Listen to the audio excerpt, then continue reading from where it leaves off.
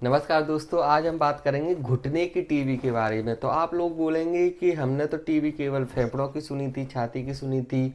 तो मैं आपको बता दूं कि छाती के साथ साथ घुटनों में भी होती है, रीढ़ की हड्डी में होती है, मस्तिष्क में भी टीबी हो सकती है, किडनी में होती है, महिलाओं में जो गर्भाशय होता है उसकी भी टीबी हो सकती है। तो जहाँ जहाँ यहाँ पर खून जाने की संभावना होती है, ब्लड जाने की संभावना होती है शरीर में, वहाँ वहाँ टीबी हो सकती है। मोस्ट कॉमन जो शरीर में जो सबसे ज़्यादा कॉमन टीबी होती है, अगर हड्डियों की बात करें तो रीढ़ की हड्डी में होती है। जो दूसरे नंबर पे आती है रीढ़ की हड्डी के बाद वो घुटने की टीबी होती है।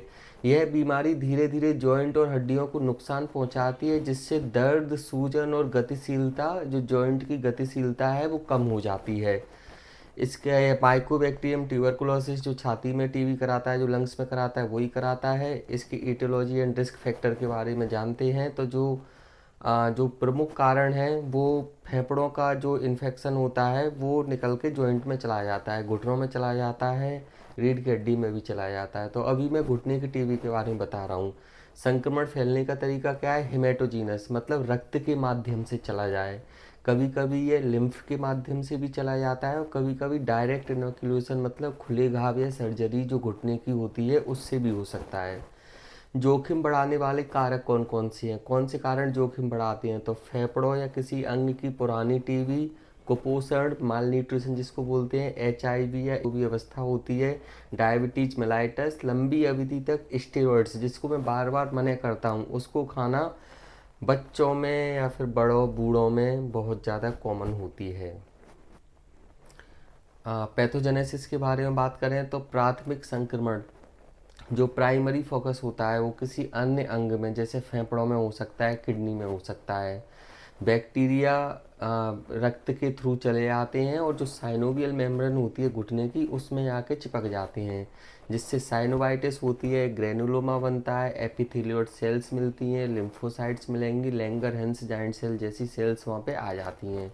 धीरे धीरे क्या होगा? कार्टिलेज का इरोजन होगा, सबकॉन्ड्रल बोन का डिस्ट्रैक्शन होगा, जॉइंट फ्यूजन मतलब पानी भर जाएगा घुटने में, डिफॉर्मिटी एंड फाइब्रोसिस डेवलप हो जाएगी। डिफॉर्मिटी मतलब परमानेंट जॉइंट का डैमेज स्टार्ट हो जाएगा। क्लिनिकल फीचर्स के बारे में बात करते हैं तो स्टार्टिंग की जो स्टेज होती है, शुरुआती अवस्था जिसको बोलते हैं, उसमें साइनोवाइटिस मिलेगी, मतलब जो घुटने में साइनोवियम होती है उसका स्वेलिंग मिलेगी, हल्का दर्द और सूजन मिलेगा, जॉइंट में हल्की हल्की गर्माहट होगी लेकिन तेज बुखार कभी नहीं आएगा। सुबह सुबह स्टिफनेस मिलती है, धीरे धीरे मूवमेंट कम होने लगती है और हल्का लंगड़ापन आ जाता है जिसको लिम्पिंग बोलते हैं। फिर इसकी जो दूसरी अवस्था आती है उसको हम स्टेज ऑफ आर्थराइटिस बोलते हैं। इसमें दर्द लगातार बना रहेगा, जॉइंट में डिफॉर्मिटी दिखने लगती है, क्वाड्रिसेप्स मसल्स की वेस्टिंग हो जाती है, मूवमेंट्स, घुटने की मूवमेंट्स पेनफुल हो जाएंगी और रिस्ट्रिक्टेड हो जाएंगी। कोल्ड एब्सिस बन सकता है जिसको हम आम भाषा में ठंडा फोड़ा बोलते हैं। तीसरी अवस्था आती है स्टेज ऑफ एडवांस डिसीज। इसमें क्या होता है? सीवियर डिफॉर्मिटी मिल जाएगी। कौन क्या डिफॉर्मिटी मिलती है? फ्लैक्जन डिफॉर्मिटी ऑफ नी, मतलब घुटना ऐसे मुड़ जाएगा, डिस्चार्जिंग साइनस मिलेंगे, नाइट क्राइज मतलब रात में ज़्यादा दर्द बड़ा मिलेगा, नाइट क्राइज बोलते हैं जिसको, वेट लॉस मिलेगा और धीरे धीरे मतलब बुखार आएगा।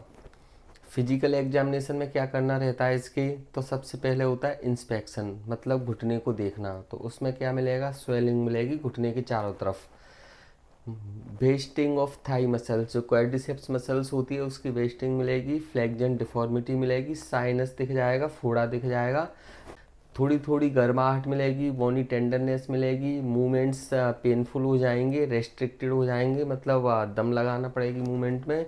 पर्टिकुलरली जो टर्मिनल फ्लेक्जन एंड एक्सटेंशन होता है ना, फ्लेक्जन एंड एक्सटेंशन, वो रेस्ट्रिक्टेड हो जाएगा।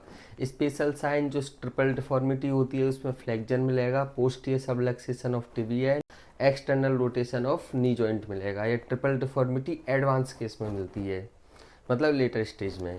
इसकी जांचों में हम क्या क्या कराते हैं? तो सबसे पहले लेबोरेटरी टेस्ट होते हैं। तो ESR बहुत बड़ा हुआ मिलेगा, लगभग 50 से 100 के बीच में आ जाता है ESR, जो 10-20 नॉर्मल होता है। CRP पॉजिटिव मिलेगा, मॉन्टिस टेस्ट है वो पॉजिटिव मिलेगा, मतलब 10 mm से ज़्यादा का इंड्यूरेशन मिलेगा। CBC में mild anaemia of chronic disease मिलेगा। माइक्रोबायोलॉजिकली देखेंगे, मतलब जो सैंपल होगा, जो पानी निकालते हैं घुटने को, उसको भेजते हैं जांच के लिए। तो स्ट्रॉ कलर का फ्लूइड मिलेगा, टर्बिड पीला पीला मिलेगा, उसमें हाई प्रोटीन होगी, ग्लूकोज कम होगा। और जीन एक्सपर्ट या फिर कल्चर या फिर जो कल्चर वाली होती है वो हम कराते हैं इसकी कंफर्मेशन के लिए। कंफर्मेशन और कैसे होती है, बायोप्सी लेने से। तो बायोप्सी में क्या मिलेगा, केजिएटिंग ग्रेनुलोमा मिलेगा, एपिथेलॉइड सेल्स मिलेंगी and Langerhans giant cells मिलेंगी। बायोप्सी कंफर्मेटरी होती है, ऑपरेशन करके टिश्यू निकालना पड़ता है, टुकड़ा निकालना पड़ता है, उसकी जांच कराते हैं। एक्सरे में क्या मिलेगा, जस्ट्रा आर्टिकुलर ऑस्टियोपोरोसिस, मतलब जॉइंट के पास में ऑस्टियोपोरोसिस हो जाएगी, हड्डी पतली हो जाएगी, जॉइंट स्पेस कम हो जाएगा, मार्जिनल इरोजन होगा, बोनी डिस्ट्रैक्शन मिलेगा एडवांस स्टेज में। इसको फेमिस्टेट्राइड बोला जाता है, बहुत फेमस है। जब इसमें क्या होता है, फेमिस्टेट्राइड में ऑस्टियोपोरोसिस मिलेगी, मार्जिनल इरोजन मिलेगा, gradual narrowing of joint space, इसको फेमिस्टेट्राइड बोला जाता है। और क्या मिलता है, साइनोवियम की थिकनिंग मिलेगी, पैर में पानी भरा हुआ मिलेगा, बोन मैरो इडीमा, इसको देखने के लिए हमें एमआरआई की ज़रूरत कराते हैं। और अर्ली कार्टिलेज लॉस, जो कि एक्सरे से पहले एमआरआई में पता चल जाता है। तो कायदे से एक्सरे में अगर आपको लग रहा है टीबी है, सिम्टम से लग रहा है, तो जल्दी से जल्दी हमें एमआरआई करा लेना चाहिए। डिफरेंशियल डायग्नोसिस, और क्या क्या बीमारी हो सकती है घुटने में टीबी के अलावा, तो रीमेटॉइड आर्थराइटिस, सेप्टिक आर्थराइटिस, इसमें बुखार ज़्यादा मिलेगा सेप्टिक में, juvenile idiopathic arthritis, gouty arthritis and chronic osteomyelitis, ये हमारे दिमाग में आ जाना चाहिए जब हमें घुटने की टीबी सस्पेक्ट करना होती है तब। अब इसके ट्रीटमेंट उपचार में देखते हैं क्या क्या करते हैं। तो सबसे पहले होता है मेडिकल मैनेजमेंट, ये बहुत ज़रूरी है। कंजर्वेटिवली मतलब केवल एक्सरसाइज से टीबी सही नहीं होने वाली।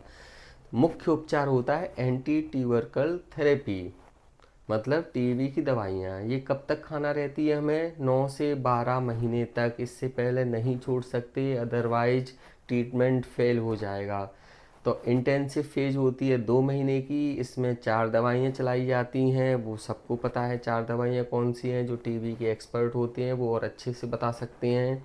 और 2 महीने के बाद, अगली 2-3 महीने के बाद होती है कंटिन्यूएशन फेज, जो 7 से लेकर 10 महीने तक हो सकती है। इसमें हमें 3 दवाइयाँ चलाना रहती हैं।